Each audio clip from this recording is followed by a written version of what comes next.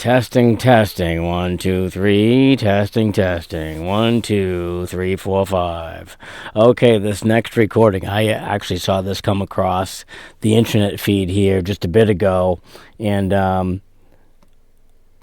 I was so cracked up and shocked by it that I'm like, whoa, gullibility factor 1002. Let's crank this thing up to widescreen and see what they have to say to us. West Valley couple is devastated after losing thousands of dollars in A West Valley, Arizona couple is devastated after losing thousands of dollars through a sophisticated scam. Let's see how sophisticated this really was. Sophisticated scam. Thanks for joining us. For 12 News at 10, I'm Mark Curtis. And I'm Kadiba Devine. It is the same scam that targeted a Peoria man, and it's convincing. It involves someone impersonating a bank employee, telling you that your account has been hacked, and then before you know it, your money is gone. 12 News journalist Your account has been hacked. You better get down there and see what's going on. Except they didn't do it that way. Bianca Bono is here. And Bianca, has this couple been able to get any of their money back? The short answer is no. Chase Bank, an employee there, was able to freeze the money transfer and flag it as fraud. But police tell us that days later, another employee unfroze it, allowing the suspect to get that money. This all happened back in March, and the couple is anxiously waiting as the bank continues to investigate. Sounded so legitimate. Sitting in their surprise home, Tracy and Mark. That sounded so legitimate. I was so convinced. Let's see what else they have to say here. Still can't believe what happened to them 4 months ago. It was heartbreaking. A heartbreaking situation they are still trying to recover from, both mentally and financially. I worked 21 days in a row nonstop to try to catch back up. And it all started with a text message. Did you try and Zelle $399 to Susan Smith? Tracy knew the Chase account in question was her husband's business account. Thinking the text was legitimate and from Chase Bank, she replied no and was then given a phone number to call. The person claiming to be a bank employee said their account was flagged for fraud, and it looked like it was an inside job, a bank employee trying to steal their money. Mark jumped on the call and was told to head to the nearest branch and empty his account, while the person on the phone set up a new secure account for him. And I said, I need to withdraw $20,000 out of my business account. The caller then directed him to... Now, aren't you seeing some gullibility red flags here already?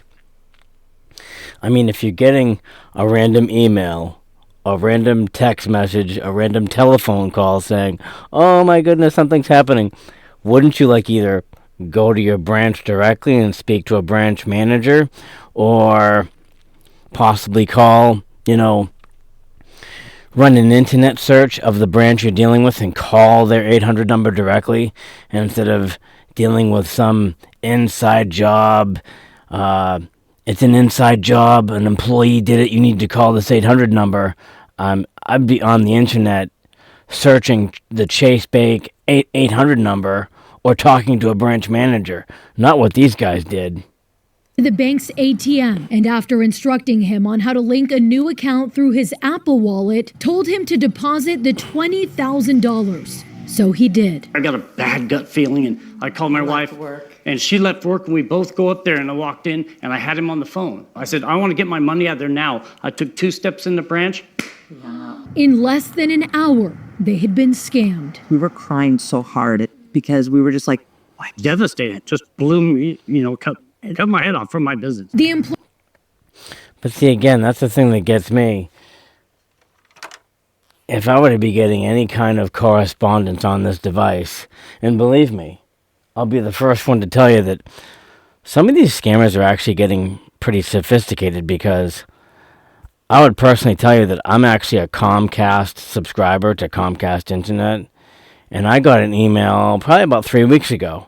And boy, I'll tell you, they had me going for about 17, 18, 19 seconds. And I'm like, wait a minute. And that's when I started to ignore things. So they are getting sophisticated. But in this case, boy, these people made a whole transaction and everything from a scammer calling.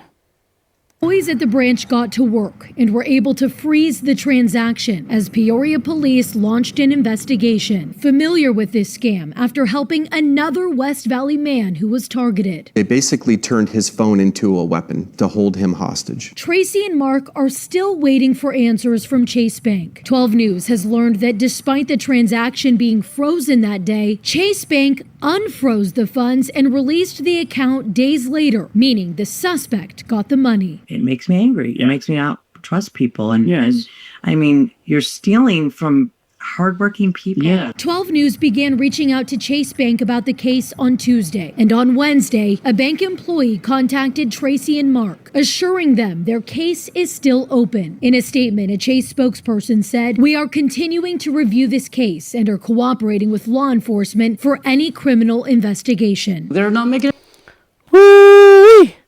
Like I said, gullibility factor 1002. I mean, I think I'm not going to finish that, but when I saw that come across the internet about how somebody fell for a random text message about my account, I mean, I'd be the first one not calling the number that they prompted me to call. I'd be on the internet or I'd be at the branch saying, "Hey, what's going on?" So I thought that was a very interesting clip. So, food for thought.